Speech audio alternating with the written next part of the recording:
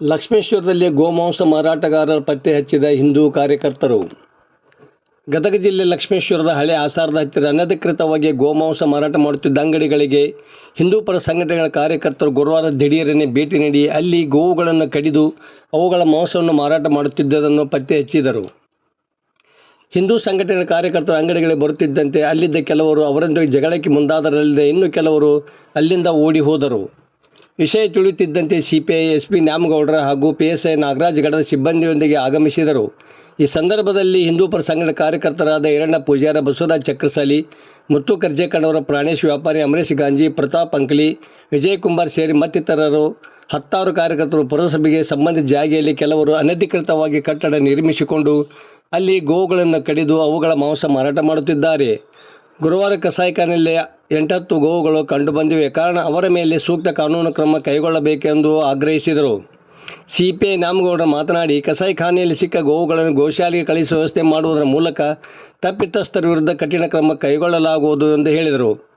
ಯುವಕರು ವಿನಾಕಾರಣ ಉದ್ರಿಕ್ತರಾಗಬಾರದೆಂದು ಅವರು ಮನವಿ ಮಾಡಿದರು.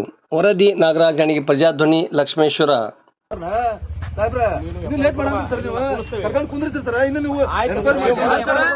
ಮುನ್ಸಿಪಾಲಿಟಿ ಜಾಗದಾಗ ಎಷ್ಟು ವರ್ಷ ಮುನ್ಸಿಪಾಲಿಟಿ ಪೊಲೀಸರು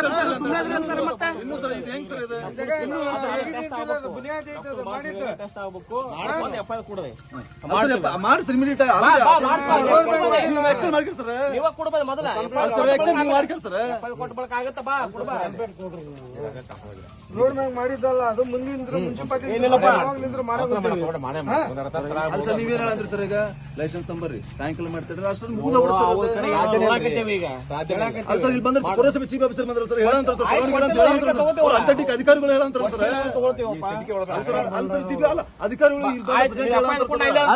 ಸರ್. ಈಗ ನಾವು ಬಂದು ಮಾಡಾಕ್ತಿವಿ, ನಿಮಗೆ ಅನ್ಸತ್ ಸರ್. ಮತ್ತೆ ಇದಕ್ಕಿಂತ ಮುಂಚೆ ಪುರಸಭೆದವರು ಪೊಲೀಸರಿಗೆ ಇದು ಗೊತ್ತಿದ್ದಿಲ್ಲ ಸರ್, ಇವ್ರು ಇಲ್ಲಿ ಅಕ್ರಮವಾಗಿ ಮಾಡಾತಾರ. ಸೇಲ್ ಇದ್ದದ್ದು ಮುನ್ಸಿಪಾಲಿಟಿ ಅಂತ ಸಬ್ಮಿಟ್ ಮಾಡ್ತೀನಿ. ಬರ್ರಿ ಸರ್, ಕಾನೂನು ಪ್ರಕಾರ ಬರ್ರಿ ಸರ್. ಯಾವ್ದು ನಿಮಿಷವೇ ನೀವು ಕೂಡದೆ ಅದನ್ನ ಹಾಕೊಂಡ ಕೂಡದೆ ಇಲ್ಲಿ ಅವ್ನ ಸಂಬಂಧಪಟ್ಟದ ಮಾಲೀಕನ ಕಡೆ ಏನಿದ್ದು ಅವ್ನು ವಾಪಸ್ತೇವೆ, ಇಲ್ಲ ಅಂತ ಗೋಶಾಲೆ ಕಳಿಸ್ತೇವೆ. ಅದನ್ನ ಮೊದಲು ಓನರ್ ಚೆಕ್ ಮಾಡ್ಕೋ, ನೋಟಿಸ್ ಕೊಡು.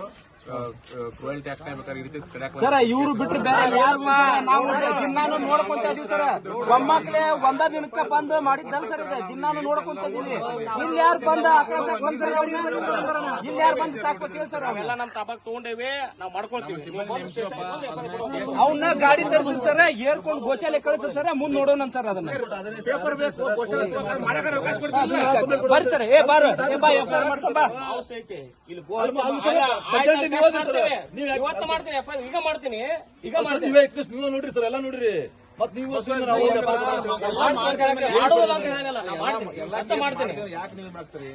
ಅವ್ರ ಮ್ಯಾಗ ಇನ್ನು ವಿಚಾರಣೆ ಮಾಡಂತ್ರಿ.